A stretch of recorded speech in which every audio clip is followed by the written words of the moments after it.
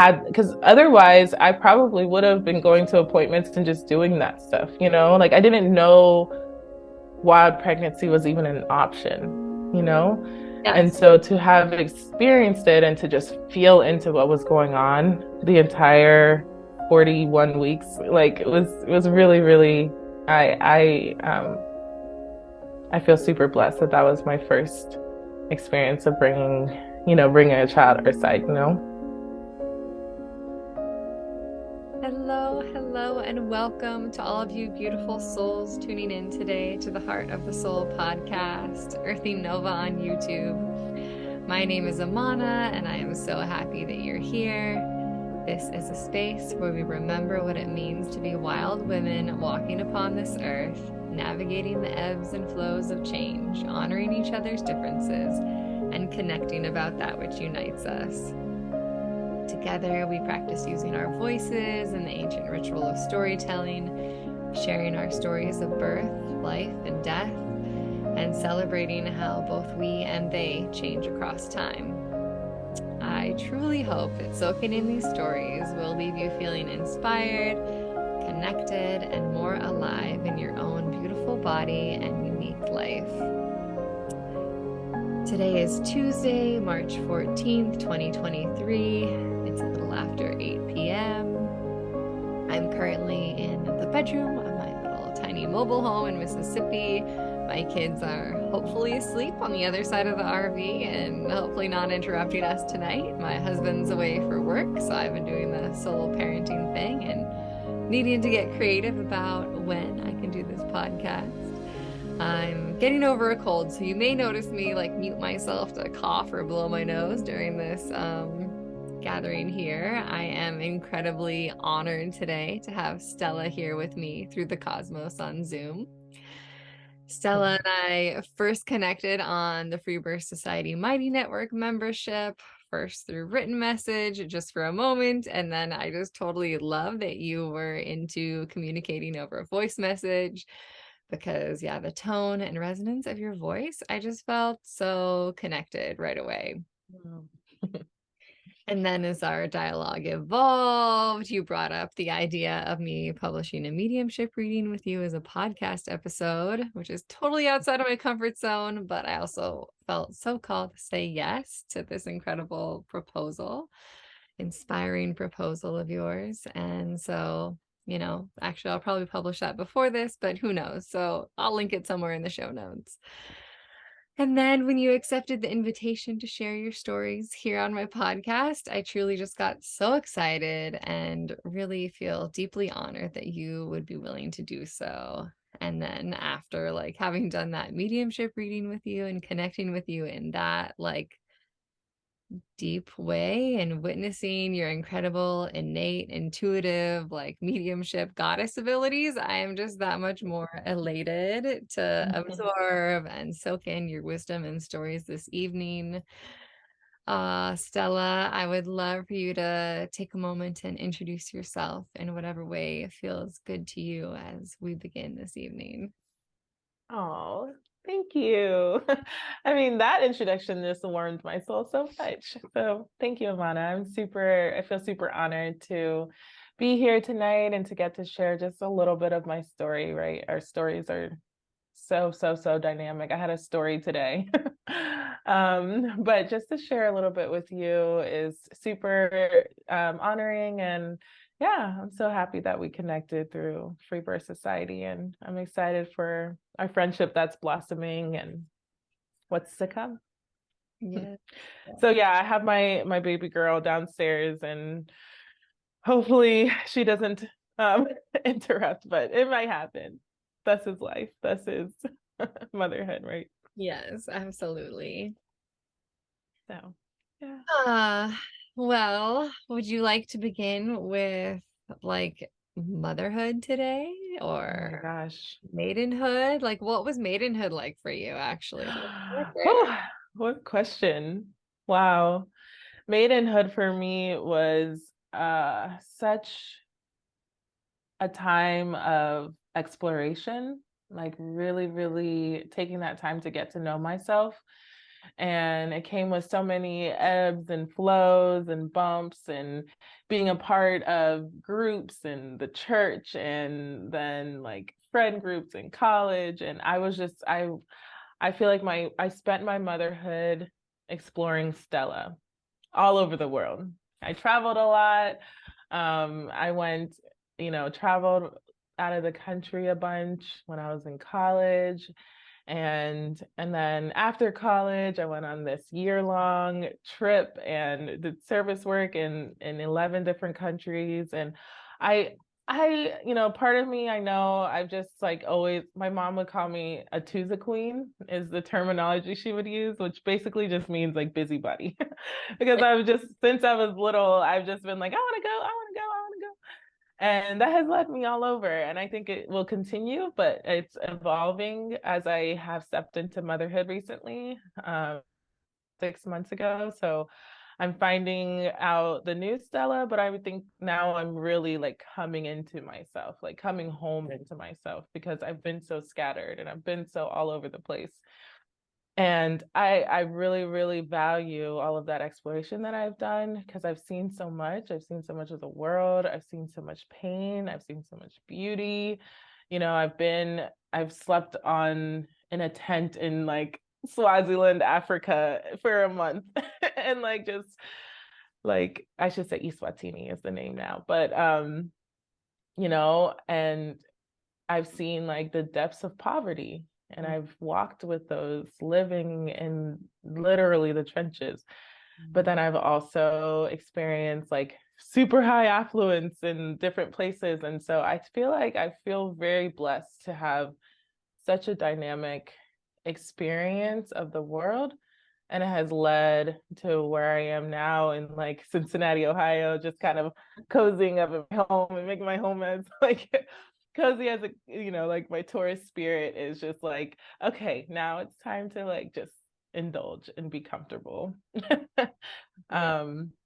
So yeah, that was maidenhood for me. It was definitely a blessing to be so free.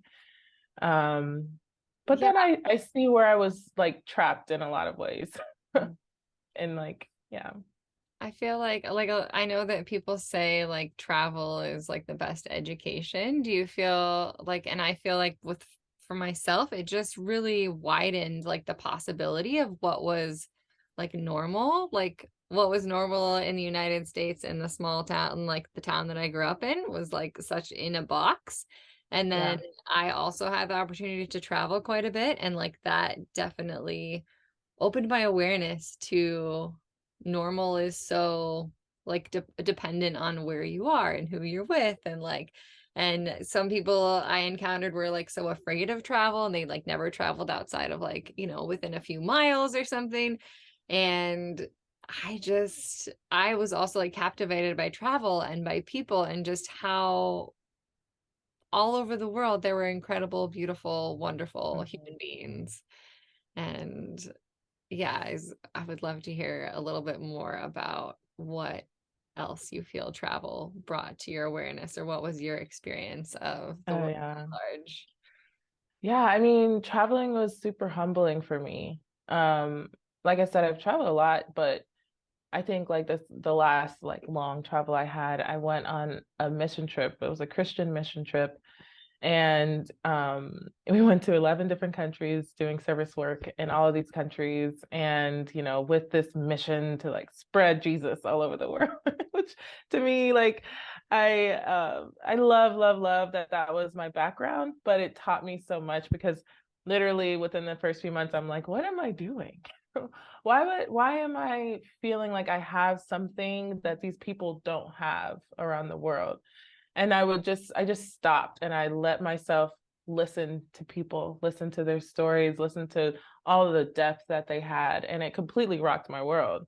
Like I had already had, so many ups and downs with like my faith, I guess, so to say. I've just always been a very spiritual person. And Christianity was a lens that was given to me as a child. But I think that just because of who I am and my family background, I have always just what it was is that I was deeply, deeply, deeply in love with the spirit. And I was deeply, deeply wanting people to experience love and fullness. And I found that like that's all over. It's inevitable. You can't escape that. Has nothing to do with what you call yourself, has nothing to do with religion. And this trip, and like by the end of the trip, I'm like, I don't think I'm a Christian anymore. And I literally had like a whole mental breakdown because it was like my existence just completely shattered. And it was in the best way possible in retrospect, because I was able to really, really I don't know how to fully put it in words, but yeah, I just met the full spectrum of humanity. And it was beautiful in all walks and all talks and everything. And it kind of leads into like me in the birth world, because I had always been interested in birth. I used to tell myself I was gonna be an OBGYN, and like I'm so far from that now. But my mom, was a medical doctor. She was a family practitioner. And but she always, like, the way she practiced medicine was very different. Like, all of her patients were there for hours because she would just be talking to them, and they would always come back even though they knew they'd be in the waiting room for hours because they loved her so much. So I grew up seeing a different type of medicine. She's a Nigerian woman, so like it was more of like, a tribal mentality. You come to the doctor to feel love and to like experience healing, right? And so I always had that, but it was also very medical background. So I was like, okay, I'll be an OB and I'll deliver babies and it'll be great. And I dropped that as soon as I went to college. I was like, okay, screw this. I hate science. So how am I going to do this? And but when I was traveling, I remember we were in the Philippines, and there was a group of girls who went to a clinic. And just because we're Americans, they're like, yeah, you guys can deliver babies. And they went to like this birthing clinic. And I remember one of the girls was like, yeah, it was so beautiful because like it wasn't this big show. Like the women just came in, they gave birth, and they left. They gave birth to their babies and left. It was so simple. We didn't do anything. Obviously, you didn't do anything. Like, you don't know what you're just like coming in. And that like just reignited this passion in me to do birth work. It wasn't about delivering babies. Who are we to say we're delivering someone's baby? The only person who can bring their baby earthside is the mother. And that's what, in the thickest poverty of the Philippines, that's what was happening. Women were coming, they didn't even have to go there, right? But they were coming and they were giving birth to their babies. And it wasn't this like sweating, like, like this big show that we see on TV that scares everyone away from childbirth. It was just childbirth as it is, the beauty of it. So I remember that kind of reignited that thing in me. And then, years later, I'm out and I'm like rediscovering myself because everything went, like I used to work at a church. I was like so deeply in this, and like I came back completely shattered, and I'm like, what do I do now? And like I didn't want to go back to the church. And so I'm like rebuilding everything, coming back from that trip. And that was in 2020. Spent some time with my mother in Nigeria, and then I came home like right before like COVID completely changed everything. And I fell into the very magical land of that is the Free Birth Society. I was just like, what is this stuff? And I started like listening to Emily's podcast and just like falling in love with these stories of women in like completely in their power, bringing their babies home and at home. And it just like fueled something in me, And so I took the Free Birth Society Radical Birth Keeper School, and that was December, or we finished in November of 21, and right when I was like, okay, I'm going to start my business, and I was like, oh, and I'm pregnant. So it's definitely something in the air in that school. It's just like so powerful, and then you're like, oh my gosh, I want to experience this. And yeah, I called my baby home, which is a craziness. Yes. Craziness. How did you discover that you were pregnant? Oh man. So well, I'll back up just a little bit because I have felt like her spirit for a really long time, like Yes. for a few years. Like I'm like, okay, I know there's a baby girl like coming through me at some time. Mhm. And in May of 21, I went to Costa Rica to visit a friend, and I ended up doing this ayahuasca ceremony. And her presence was there, and I was just like, I was funny. I was reading a journal the other day, and I'm like, oh my gosh, wow. I'm like, I literally wrote, I met Haven in my during the ceremony, and yeah, I just felt like really strongly like this child was ready to come Earthside. And then fast forward a few months, me and my partner were in Jamaica, and we had sex for the first time. He came in me. I'm like, how do I say this perfect? He came in me. The first time where a baby could be welcomed, right? Yes, yes. And then literally, Amana, the next day in the morning when I woke up, I found out that my mother had been called home, right? So I honestly, it was probably at the same time I was thinking about it, and I'm like, wait, when I think about it, she was about 7 hours ahead of me. So early mornings in Nigeria, she died. And for the first time, like this portal had opened up, which is Oh, I'm getting insane. these Like chills. complete, I Oh, know, I just got chills when I was saying wow. it, like crazy. And then, I didn't get pregnant then, but a few months later, I conceived, and I would say a few weeks later, I had noticed that um, I didn't get my period. So I was like, huh, like what's going on here? And a loved one of mine had just had a miscarriage, and I was just thinking like, like I don't know why, but I'm feeling like maybe like, am I pregnant? There was one day like I was thinking about her, and then it was like a message came in like, go home and take a test.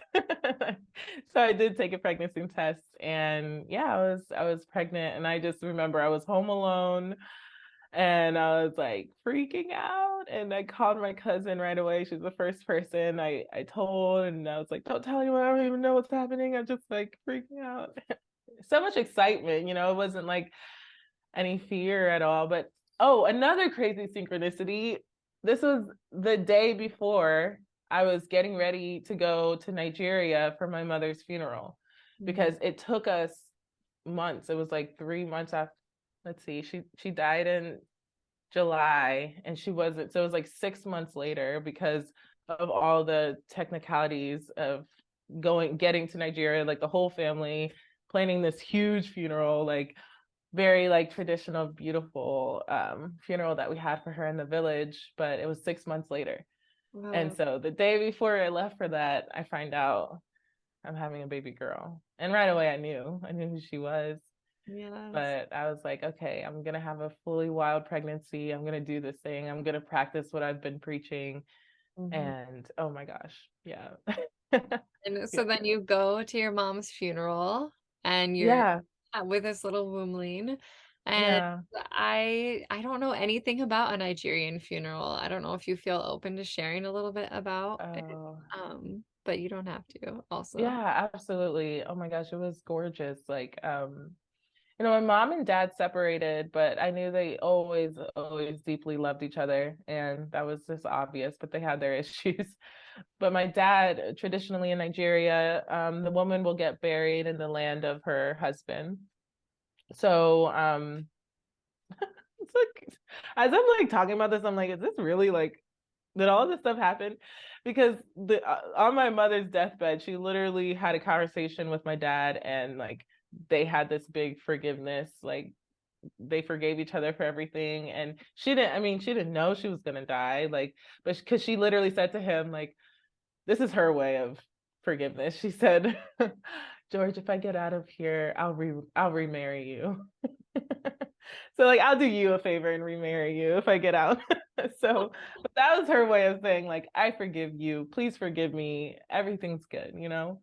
So my dad ends up like planning this gorgeous funeral on his so like he lives back in his hometown, which is like a village area, dirt roads, like brick red, gorgeous soil everywhere, you know? And we went to my uncle's like estate. He had like this huge like no, it was fully built, like this huge estate. And yeah, I don't know, like it was, they're Catholic, so we had like a Catholic service outside. And another really, really crazy thing that I got to do, and like no one knew I was pregnant. I told my siblings and my dad, and that's it. So like no one, none of my aunts, uncles, like no one knew. But traditionally what they do is they will take the corpse and bring the corpse back to the hometown and then to the burial site. So I'm the fifth kid and out of six of us. So normally I wouldn't be doing this, but my oldest sister was like, I don't want to like have anything to, I don't want to do all of this, is doing like a lot. And she was just kind of burnt out. So then I ended up going in like the procession, and we drove 2 hours to another city to where my mom had been for 6 months, retrieved her corpse. Sounds so morbid. Retrieved her corpse, and then I drove in the hearse, and we like in a funeral procession. Like we're not talking from the church to the burial ground. We're talking different villages with dirt road and like crazy streets, right? So we drove all the way from where she was in Enugu to her hometown in Arandizagu, and this is like where her family grew up. And like people came and they mourned and cried and like they prayed over the, you know, the casket and blessed it and everything. And then we drove like a whole nother like 3 hours to my dad's hometown and Amoviga, and that's where she was buried. So it was a lot, but it was a really beautiful celebration of life, you know. And in retrospect, it was, you know, I think it was easier to just celebrate it being 6 months later. You know, it wasn't a sad event. We wore white and we danced and we sang and we honored her, you know? So yeah. And the whole time I'm pregnant and like everyone's like my siblings are like, are you okay? I'm like, and you know, like I'm probably 6 weeks at this point, like right when the sickness is kicking in. But like it was only when I was active that I wasn't feeling like all of the feels of like nausea and everything. Is like when I was like on the bumpy roads, I felt okay. So yeah, we did that and it was beautiful. And yeah, what a time. It's like the first time I've relived that since it happened, and like in story form, you know? So Yeah. What a space to be in those like early weeks of oh pregnancy. yeah, it definitely felt like super divine, like, and definitely it felt as though she was in the spirit realm orchestrating things, you know? Like, I'm coming back. Like, she's the kind of person that would be like right away, like, I'm gonna come back in a little bit in my granddaughter. So like let's just do this. And I remember journaling like the day of her funeral, and literally my hands just like shaking because I'm like, whoa, what this child in me is like, there's like a lot of energy and a lot of power here that like is crazy. And I was just like, I wrote Haven this whole long letter about like who she is and her name and all this stuff that I was just feeling, you know? And And I imagine you see your mother and your daughter. oh my gosh, when she came out, like we were like laughing because her face looked like the grown version of my mother. Like not even like Like the baby, like yeah, no, like like literally it was like my mom as an adult. Like and now she like kind of resembles her in ways, but not like when she just came out. Like her face has completely transformed, it feels like in 6 months. And when she first came out, we were like, uh, um, is that my mom? But she has these mannerisms and stuff that I'm just like, oh my gosh, the drama. Oh. Like you're being a little dramatic, and I think it's because of your grandmother. But it's so much fun. But yeah, my pregnancy was just so beautiful, and I like I was saying, I'm a busybody, so I was kind of all over. Like I was in Nigeria, then I went to South Africa, and like I was like, this is like my last opportunity to just hop skip without like having to worry about a child. So I did that, and not having like the kind of the weight of like having appointments and going here and that, and them telling me stuff I don't want to hear, and like all of that was super freeing for me. I think like for some women, like that is freeing for them because they like get to hear about what's going on from someone else's lens. But for me to just I'll say I recognize my blessing of having had a smooth pregnancy. Like I didn't have a lot of anxieties over past experiences or anything like that. And I recognize like that as a privilege. And I fully embrace the fact that I was under the leadership and the teaching of like Free Birth Society, and because otherwise I probably would have been going to appointments and just doing that stuff, like I didn't know wild pregnancy was even an option, you know? And Yes. so to have experienced it and to just feel into what was going on the entire 41 weeks, like it was really, really, I feel super blessed that that was my first experience of bringing a child to our side, Yeah. Yeah. And you had sort of always known that you were gonna birth at home, or that was sort of a revelation that came in those last few years before you conceived, or? Yeah, it was always something I was interested in. It was always something I saw as super beautiful, and like, but I had never really put much thought to it because it wasn't my reality. Especially because I have a super medical family. Like I would say five, six or 4 or 5 of my mom's siblings are in the medical field. You're okay.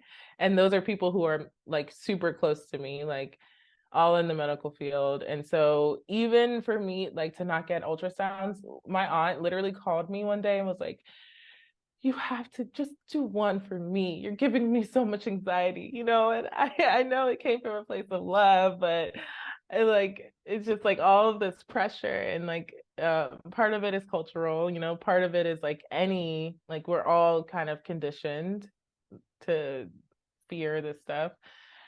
And she had seen a lot of crazy horror stories because she was a labor and delivery nurse, but I mean, I And won't get into how did you navigate all that of with that. her? Like, how did you navigate that terrain of other people's fear and you? Well, I would be being dishonest if I didn't say I didn't lie sometimes. Some people I literally was just like, it's not worth your I don't want your negative energy. Like your anxiety and your worry is not going to be helpful for me.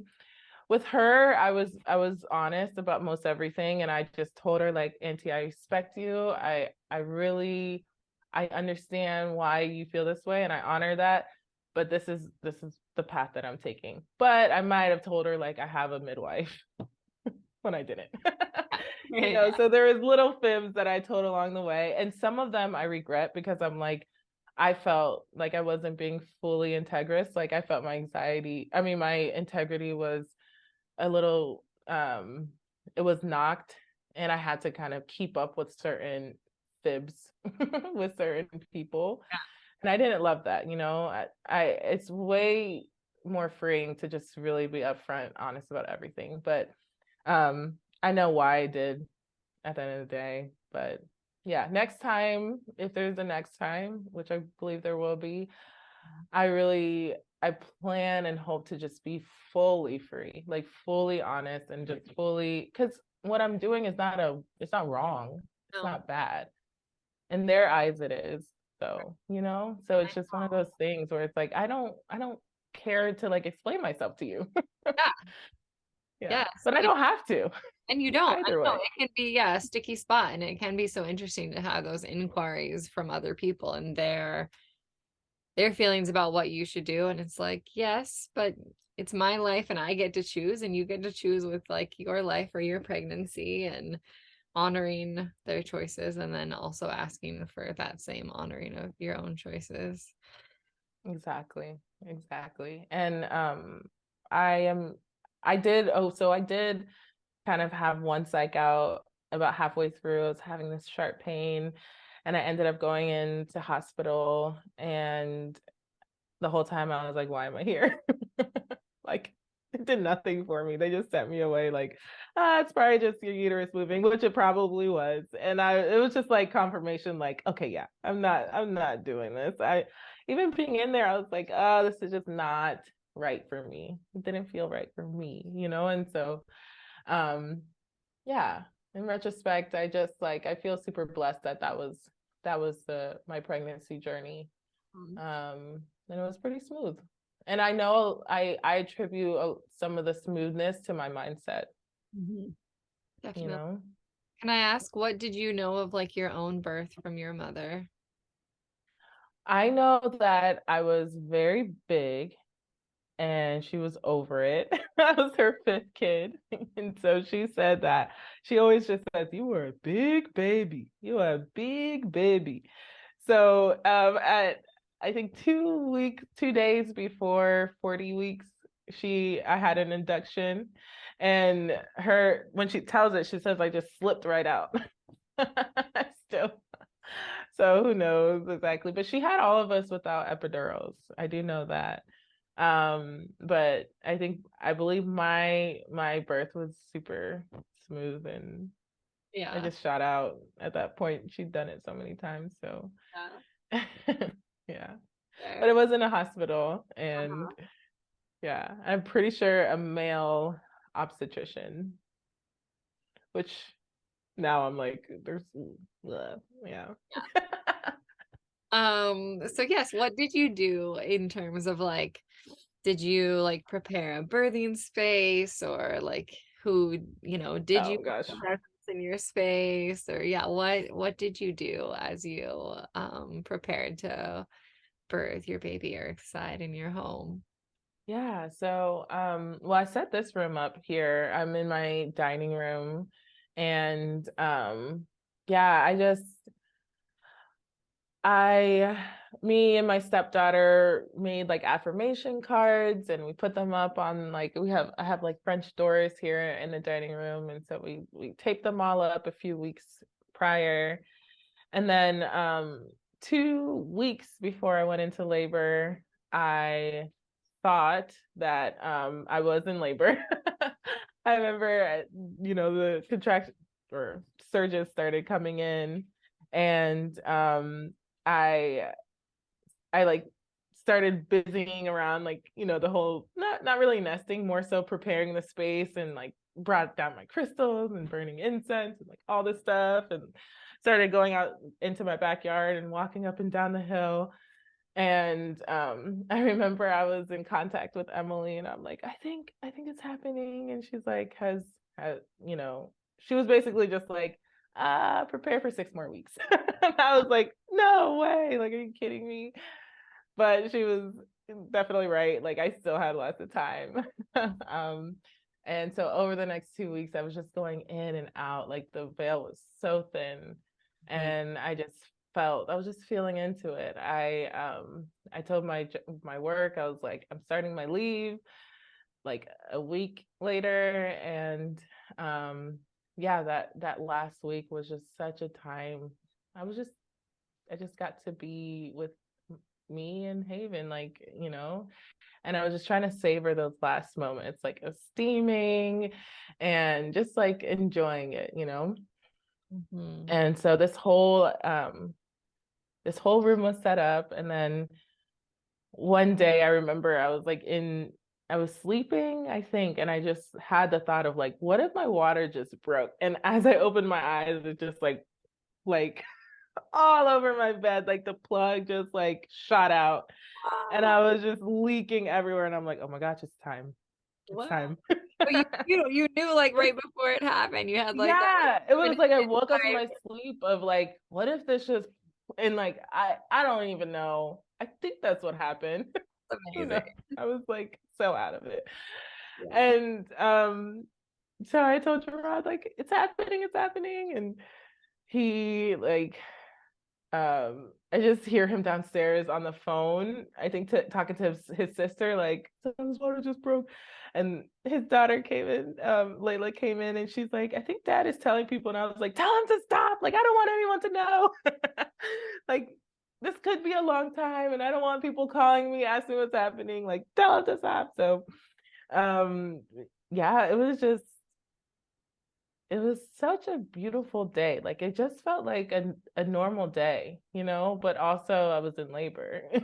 So it was definitely so intense, but we set up the pool here and What I month? would say you said What what? month was it? Like It what was the was September. It's literally on the fall equinox, September 22nd.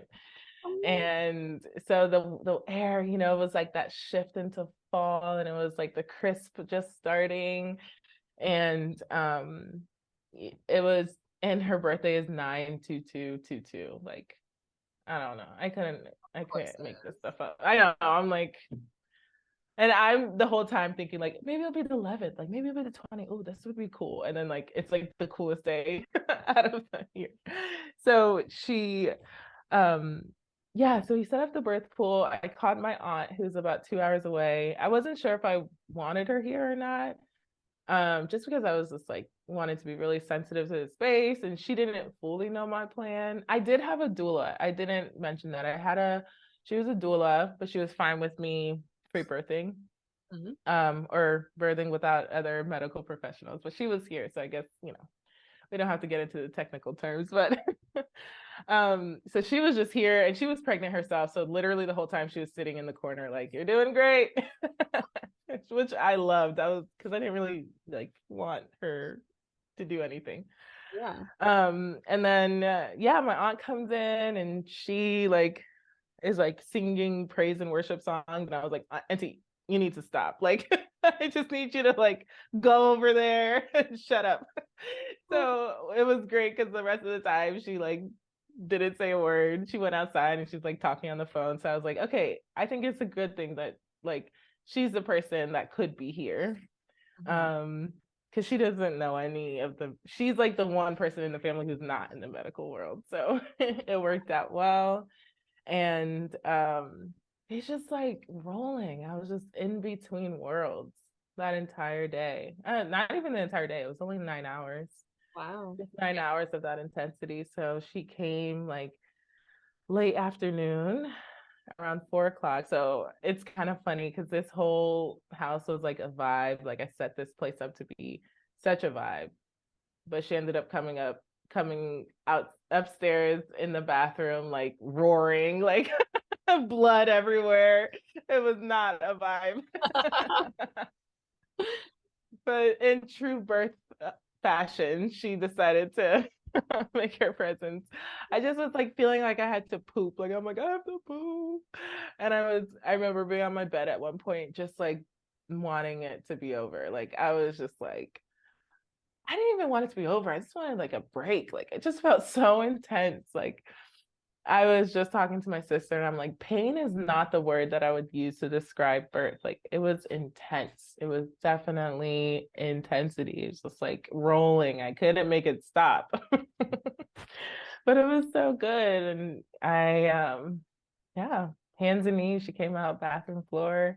And that's when my doula kind of kicked in a way that I didn't prefer. Like she kind of took on like more wife, like, okay, like super intense when it didn't need to be that way ever. But at the end of the day, she was great. She did what she thought she should do. And I wouldn't say she sabotaged anything or like got in the way to a point that was like this disruptive because I was so out of this world, you know? Yeah. Yeah. Yeah. So did you catch her? Did she fall to the floor? Was So some I was on hands and knees. that? My husband caught her, Gerard got her, and yeah, she he kind of like she was super slippery, so he got a towel and kind of helped work her out with a towel. And so then I flipped over and I just took her. And so this was another thing that was kind of like a little off in my opinion. She came out and like I'm on hands and knees, Yeah. so they're behind me, and I wanted to just kick over right away and like scoop her up, you know. But my doula was kind of like, oh, okay, she's a big girl. She's a big girl. She's a little limp. And she didn't make any noise because she was happy. She came out super peaceful, but she wasn't making noise. So she was like, I just want to see if she'll make some noise. Like, you make some noise. And it was like 40 seconds too long.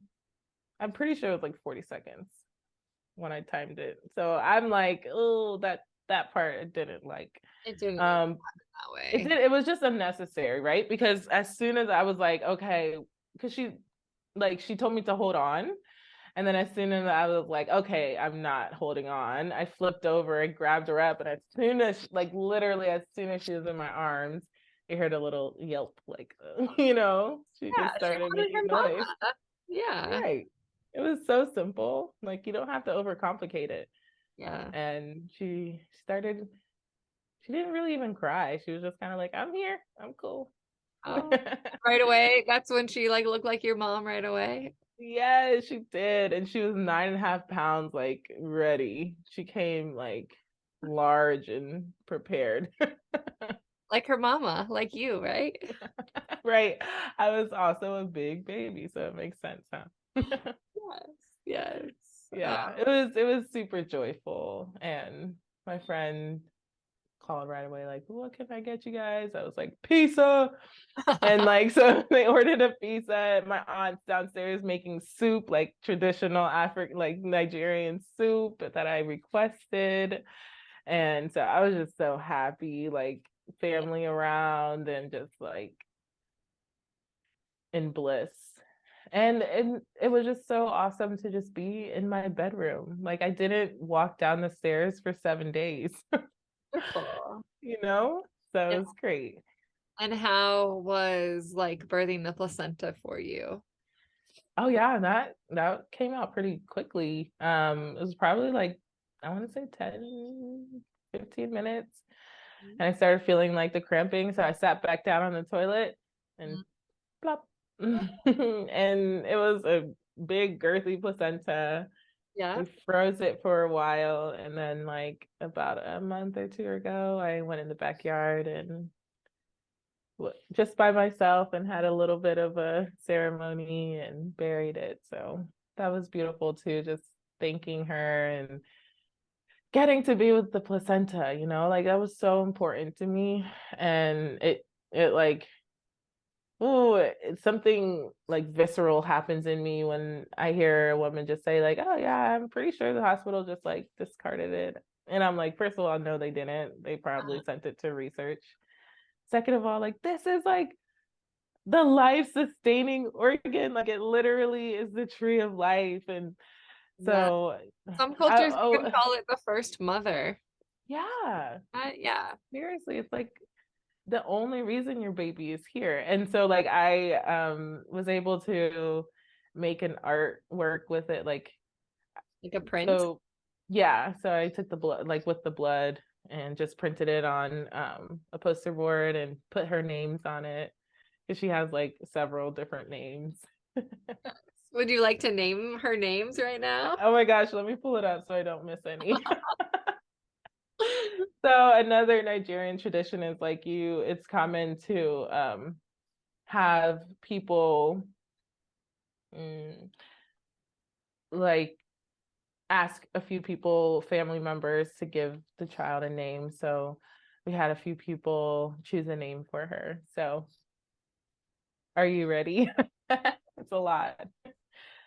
So, and I can say their meaning. So it's Haven and Omeka Nea, which means like your mother, which was a name that my aunties gave me at the funeral, and no one knew I was pregnant. But when they gave me that name, I was like, oh my gosh, that's Haven's name. You don't even know, you just named my child. Yes. Kosi Sochukwu, Serenity, Adobe, Liberty, Nemdi, Melody, Unique Brain, Crusty. Yeah. So several of those kind of are named, dedicated to my mother, Yeah, you said which is super Adobe sweet. one from your mom as well. Yeah, Adobe is my mom's name. So her name is Stella Adobe. And then Nemdi is a name that means my mother lives, or she lives. Mhm. And yeah, and then Omekane, yeah. And then Liberty for my sister was basically because she felt like mom's death is what set her free. So yeah. Yeah, yeah. It's super. I feel so blessed to be able to tell this out loud, like just all of it straight. I like parallels are being made in my head right now that I haven't quite connected yet. So thank you. I feel blessed. Yeah, I love how sometimes, yeah, sharing our stories can really sync up other aspects of our life or bring things together that we maybe wouldn't have before. So Right. Exactly. for you, Exactly. how did you separate Haven from her placenta while we're still speaking about the Oh placenta? yeah. So I think about 2 hours or so. It felt like 2 years. Or what is time when you're like just out of the birth Feel portal? like full, Yeah. around with placenta. I know people do it. Right. I know. I didn't go But very far. I went straight from the bathroom to my bed. But about 2 hours later, when it was completely limp, we did like cord burning ceremony, just me, Gerard, and my stepdaughter, Layla. And yeah, that was super sweet because Layla and Gerard got to do most of the burning. yeah. Yeah.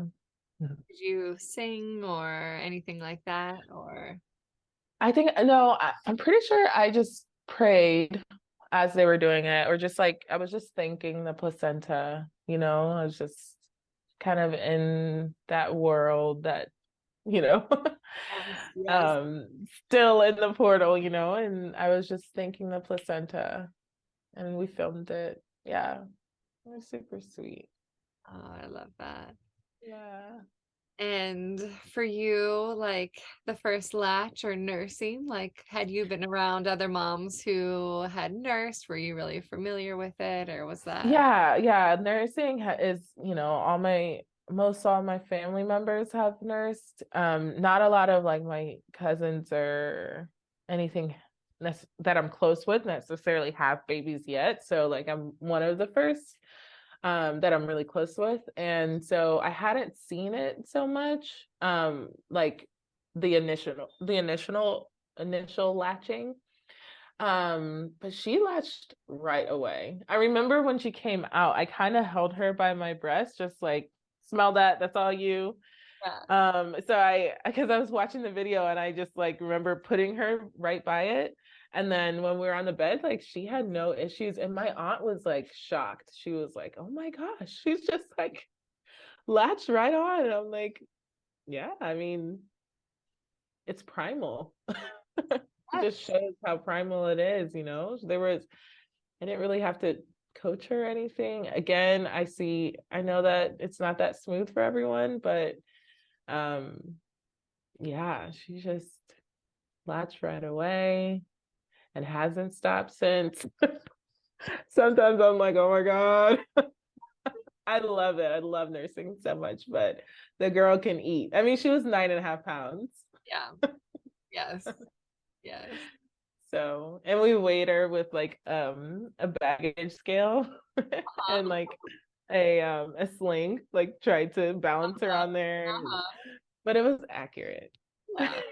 Yeah. Yeah. Yeah. And then motherhood has so she's 6 months now ish. Yeah, almost 6 months on the 22nd. Man, mm, it's been like uh so I kind of like don't know what I was doing before. Like you asked me what was my maidenhood, really was a journey going back there. It's Yeah. only been 6 months, but it feels like this is my purpose, like she is my everything right in this season of my life. And I just see her change every single day. And I'm like, man, you are an earth shaker. I'm just here to witness you. Like I need you just as equally as you need me. I have felt that really, really deeply. Like almost like she's like a soulmate. And so I feel like some things have felt very natural, have come very naturally, and other things I seek counsel. It feels just like very natural in when I feel the need to invite someone else into the mother space, but so much of it is just me being her mother, and it doesn't have to be very complicated. It's very much like you're here to witness me, I'm here to witness you. And it's been so beautiful. And I also, my partner is amazing, I love him, and he just um I he steps in when he needs to, and he doesn't, and there's not like, I feel like, one, okay, he has a daughter already, so he's experienced this before, but it's a lot different. She's 14, so that was a long time ago. But I think that he allows me to just mother, and there's not like this need to like a I don't know how to fully explain it, but I feel like sometimes new dads, like, it's not jealousy, but like there's like just a, I don't know how to say it, I don't want to like swallow my words, but they don't know like the healthy level of like stepping back and letting the mother just do the thing, especially when she's like stressed and like this is getting hard and like I'm breastfeeding and like I don't, like I get really exhausted and tired. But I think he just like does the perfect level of like me just like pushing through those things, and then him stepping in when he needs to and not feeling like, oh my gosh, I need to like come to the rescue. Like, no, motherhood is not meant to be like a walk in the park, like blah dotty all the time. Like it's gonna be hard sometimes, and like, but that's okay.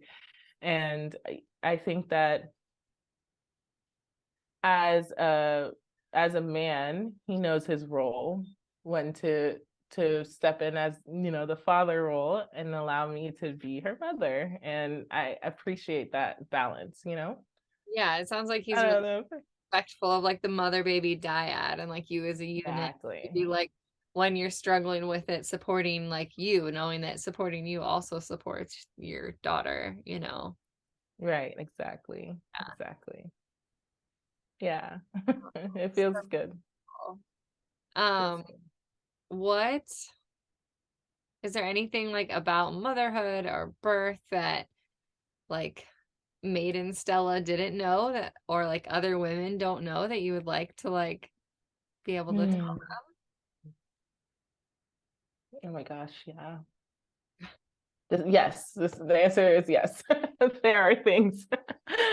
Some of the things, man, I think one, like I said before, it felt like a normal day, yet it was still the most transformative day of my life. But I think that so many women, we would benefit from just understanding that birth is who we are and what we do.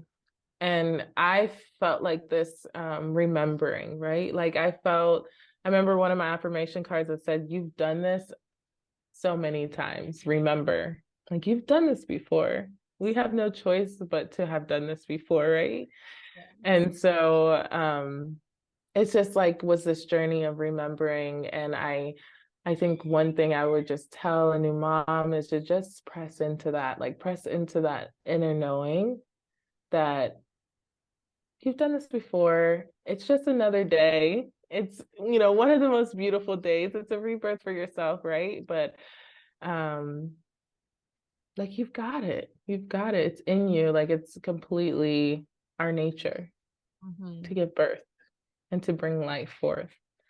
Yeah. It's our calling and blessing, Yeah, I feel like, Um, yeah, in today's culture, it's almost like we've forgotten that, like, also even just that we know how to grow our own babies. It's like almost like that feels like forgotten because we have to like check in with someone else outside of our body to make sure that we're growing our baby, or that we're, and yet we're doing it without cognitively like thinking about growing our baby.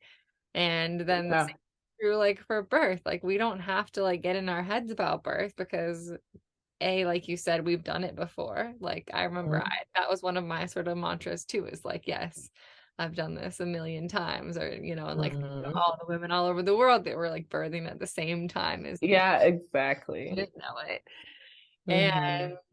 And also like lactation. Like we don't consciously tell ourselves to make milk, and like it's like an intricate process within our own body, but we don't have to be in our head and about it, that it happens without us thinking Yeah.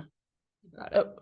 Fully. Like if you want to learn a lesson about surrender and about relinquishing control, like have a baby. Because the whole entire time, like there's absolutely nothing you can do. Sure, you can try to eat healthy, you can exercise, you can get your mind right, but you're actually not in control of what's happening. You don't choose how this baby's gonna look, you don't choose how this baby's gonna act. Like you steward the whole time, but you don't necessarily control it. And so like I think that there is this very healthy natural level of surrender that happens in this whole process throughout the rest of your life, throughout the rest of motherhood until you die, right? And so Maiden Stella didn't understand surrender in that way before. I had never had to just completely allow, without any hand in it. And like literally your body is doing it. Like I couldn't stop labor. I can't, there's no like, how dare you tell me when to push? I can't even tell myself when to push. Like my body is doing this thing. Like we're partnering, but there's no one else. There's, like there's no entity that is in control of this situation other than, I don't know, the entity of love. Like it's all surrounded in love, right? It's all just love doing its thing through you, in you. And like every piece of it is surrender. And I think it's like the most beautiful surrender ever, right? Like you can't, and even unto like the rest of her life is not for me to control. Right. Yeah, I find Yeah. that mothering too, like surrendering to like the non-control that we have over what they do and who they are, and Right. just honoring that, and like what's the word? Oh, I can't think of the word that I want, but just, like nurturing them. Yeah, nurture. Hmm. Nurturing them. And then this whole breastfeeding journey has been like, whoa, like, am I nurturing my body? Like, if I am not taking care of myself, like, that reflects on how much my child will eat, Like, so it's like also this, um, like motherhood for me has been a real deep dive into like all parts of nurture. Like one, spending time in and with nature itself is nurturing. Like am I doing the things that are feeding my soul as a mother? Because that same energy is going to be given to my baby, And so it's just like, yeah, I'm growing up. I feel like I'm growing up big time. Like I'm no longer just kind of like floating through the world.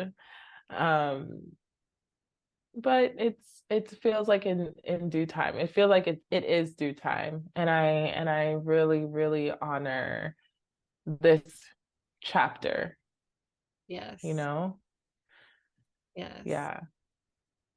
You're definitely like in the depths of, like especially like this first year of life, or I feel like it's more like for me, it feels like the first few years of life are so Hmm. sort of consuming and just, yeah, I'm so in it. Like my daughter's about to be 3 and I still feel captivated by it so much and in it, but I feel a little bit more like separation or a little bit more, not that I'm always my own person, but I feel like I'm claiming a little bit more time for myself or different Hmm. aspects of me or having energy to put towards things that I just didn't have in those, earlier years. And not that I couldn't have claimed them, but I wanted to be immersed with her. Hmm. Um, yeah, I wonder for you, like, do you have any things like that for you that like are there things outside of motherhood and Haven that or captivating you or bringing you, to yourself apart from her, which I know can be so hard and that the 6 Yeah. little still. No, she's basically my entire existence right now. Kind of like, I mean, I work full time, but I'm working from home, so it's like I'm working with her, like literally on my lap a lot of the time if she's awake. Um, and there's little spaces and gaps where I'm just like, okay, I have time to like do anything, like even if it's just cleaning, but I use that time to feel myself again, you know what I mean? But it's like not, it doesn't feel like in a bad or overwhelming way. I like kind of like what you just said, like now you're at that 3 year mark and you're like, okay, now I have the time. But like all of this, like all of this her depending on me right now, like fully, just feels right. It just feels right. Like it feels like this is the season I'm meant to be in right now. And so I don't necessarily right now have that, but I don't feel exhausted or um like burnt out. Right. Yeah, you feel at peace And I and in think a place with it. Yeah. yeah, and I think partially because I do have some help too. I like have her sister and I have Gerard. Like if I do need like a little bit of time away from her because I'm like, okay, it's been all day and she's really stressing me out. I'm like, take. So I have no problem with just like, okay, I need a break. But overall, like she's pretty much my existence at this point. Yes. It Yes. feels good. It feels good. Yeah. Yeah. I Yeah. definitely felt the same way. Even now, I like hear her and I'm like, you deal with it because I do it all day. Oh. Oh, in conversation the other night, I don't know if this maybe feels like a time to pivot a little bit, but you were talking about like trips back to, I think, was it Nigeria or where your dad is from, and like being introduced to, I don't know if I'm gonna say the right term, but like witch doctor or like, um, I don't know, like Dibia. say it again. In Nigeria, they're called Dibia. Yeah, and I so wanted to, like, in that moment, I felt like we didn't have the space to like go more fully into like these threads and stories of and sort of you um maybe unraveling a little bit from some things from your younger years and then also kind of reaching more towards your ancestors in new ways. And I wonder if I would love to hear more about that if you're willing to share some. Oh, yeah. Yeah, definitely. So, yeah, I feel like this is a space within the last few years that is just opening up for me as I have come out of like organized religion. But just stepping deeper into spirituality and stepping deeper into my own roots as, knowing that most of my ancestry traces back to Nigeria. And so in Nigeria, yeah, some people will just say witch doctor, like you said. But the traditional doctors are called dibias. And last time I was home, I got to go and visit the dibia that literally my dad grew up right next to, like a few doors down from. And so he's in the family, and I'm like, I've never heard of this guy. I've never, like, I don't know anything. And so we got to go visit him and his place and his space. And yeah, he kind of got some messages for me from the spirit. And it was so cool because, you know, a lot of the time with these messages, like if you get psychic readings or anything like that, you are, it's just confirmation, right, for things that you have been feeling and that you have intuitively been pressing into. I think you can bring her. I think the baby wants some food, so I just feed her. And so yeah, so he basically had received a message for me that I have an ability to kind of reach our ancestors and speak to our ancestors. And he was like, I could show you. The way he said it was kind of ominous. He's like, I can teach you how, but you will have to, I don't remember actually what he said, but the way he said it was very ominous. But it felt a little like, yeah, it felt like a little heavy. Like, I can show you how, but you'll have to give up a lot of things or something like that. And I'm like, oh, okay. He was like, you'll have to come back. And so me and my sister were like wanting to go back, but we were busy with all of the, you know, everything going on.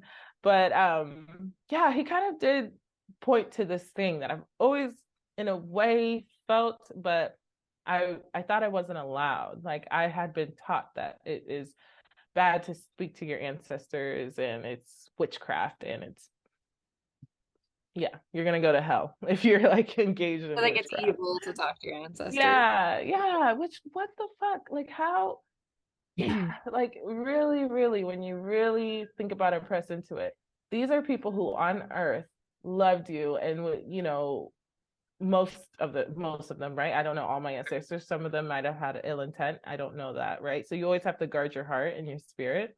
Yeah. But at the same time, yeah, especially those who you did know, like for instance, my mother, now my ancestor. On earth, she would want nothing but the best for me, nothing but to guide me.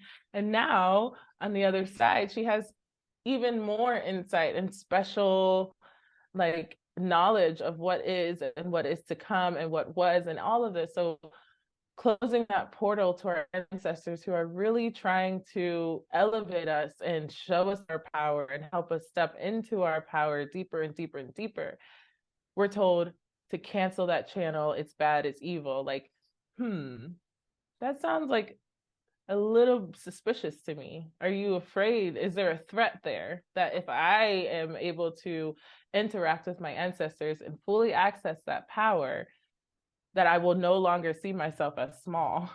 You know, like is that truly what the issue is? If we're really thinking about it, if we're really like pressing into like, why are we told not to interact with those who have transitioned onto higher realms, Yeah, who have perhaps met this God that you think of? Yeah, we wouldn't be here.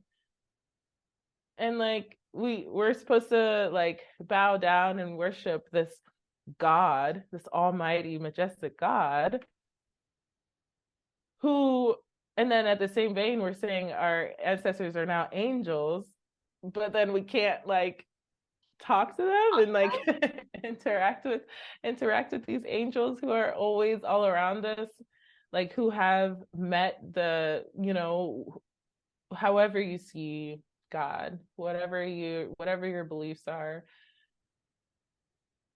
When many of the time we believe that when people die, they have access, they meet God in a sense, right? So why would I close that door to them? You know? And so now I feel like that door has been closed for so long in a way. Mhm. Hold on. I'm sorry. Oh, I it's all just said, good. bring her, bring her. Bring the baby. You can bring her. So what has been closed for so long, I feel like is opening, but there is almost like a block because it's like it's unlearning, right? Anytime you're unlearning, it's vulnerable and it's a little scary and it's like, ooh.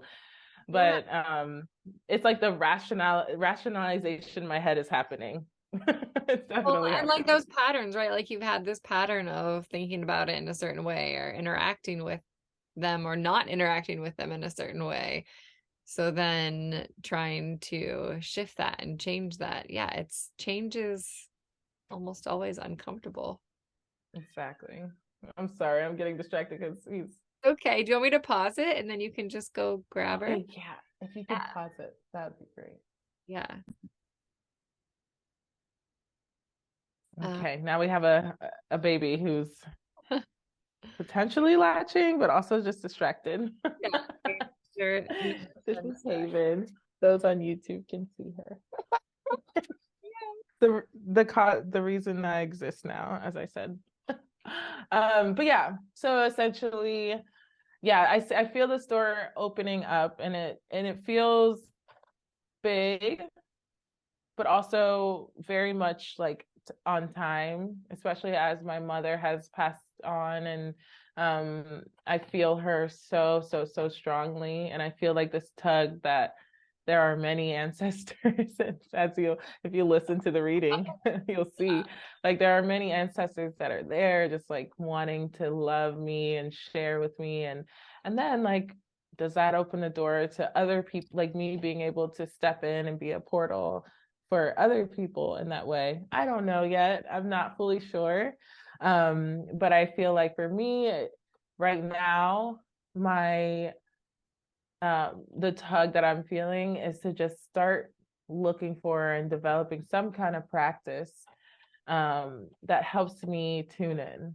And sometimes I feel that when I'm journaling, I don't really feel like I have I have like an altar, but I don't really know all of the nuances and the ins and outs of it yet. And I'm just kind of like allowing that to be where it is. Like I don't feel a pressure or an urgency necessarily, but almost like an invitation, you know? Sounds like you're just like playing with these different possibilities of interacting with your ancestors and like do you speak to them in your own mind and Yeah. throughout the day? Yes, definitely. And like finding signs of them, like I feel like it was revealed to me when I see butterflies. That's definitely my mother buzzing around when it like sticks out to me. And then dragonflies started to become really present in my life about a year ago. And I feel like that is just like a representation of all my ancestors. So that's been cool too in nature to kind of play with what mother nature is trying to what little signs she's giving me that are portals into the other side and the spirit realm in general. So and I felt that strongly when I was pregnant, like a few days before I went into labor. um yeah, I felt like I kept seeing dragonflies. They were popping up, and they actually led me to the cemetery that I go to sometimes and walk around. That's by my house, and like these dragonflies kept popping up, and I felt like I should go there, and I went there, and it's just like this cool thing that I want to just really be alert and present to what is happening in the Yeah. spirit realm and what is being communicated to me. Mhm. So there's always something. There's always, I think we all have access to it, if we just allow ourselves to press in if we want to. It's not this like I said, like it felt like ominous when the Dibia was telling me this. I don't think it's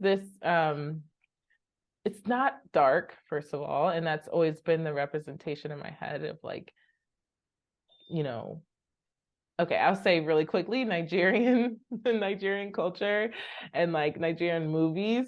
Whenever you hear of a witch doctor, there's like cue the dramatic music and like dun dun and there's like horrible special effects that come, and they like have these magical powers and lightning coming from their hands, and it's just like super drama, super like not what it is. But this has been the propaganda in a way that's been portrayed of the witch, Right. in every culture in different ways, right? Yes. It's been made out to be the scary, horrible thing. And they're evil and they're gonna eat your children. What's that story of Hansel and Gretel? They're gonna like put you in a cauldron and eat you. Like what? No. No, it's powerful. That's what it is. And that's where people get scared of their own power.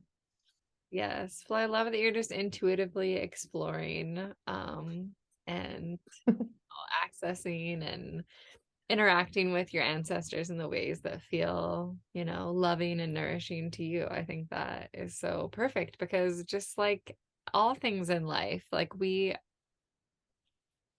the way you experience it is going to be different than me and different than like each other person. And so I love that you're just following your own inner compass with it. Thank you. Thanks. Yeah. It's a fun world to kind of start to step into and to see the existence of it, and not be afraid. It's all light, It's not all always light though. Sure. And I think that's where you guard yourself, protect yourself, I mean, and nothing in life is always light, right? Exactly. I love that each 24-hour like period here on the earth like shows us that there's light and there's dark, with the daytime and the nighttime. Like it's just there. It's inevitable, right? Yeah. And the nighttime is only dangerous and scary if you let it be. Yeah, there can be gifts in the night as well. Like there's exactly. Yeah. Exactly. So. Oh, well, speaking of night, I know we're getting late here and your little one is there nursing. But I'm just so grateful that you were here today and I got to share this space with you and these stories. And I would love for you to tell everyone what your offerings are in the world and where people can find you and connect with you. And I'll include them in the show notes as well. Okay, awesome. Well, thank you so much. This has been so fun, and I feel super lit up by this conversation. So thank you, Amana. And so I'm on pretty much just Instagram. My personal Instagram, Stella G, with 2 A's, 2 E's. And that's just where I post life stuff and fun. But my business page is Freedom Birth Story. And you can also find me at freedombirthstory.com. And essentially my offering is for birth photography and birth keeping. And I am really, really calling in my first mama to shoot her birth and to just be there in that space and be, hold this sacred space of the birth portal. So, that's basically me and where you could find me. Wonderful. Thank you so much. Thanks.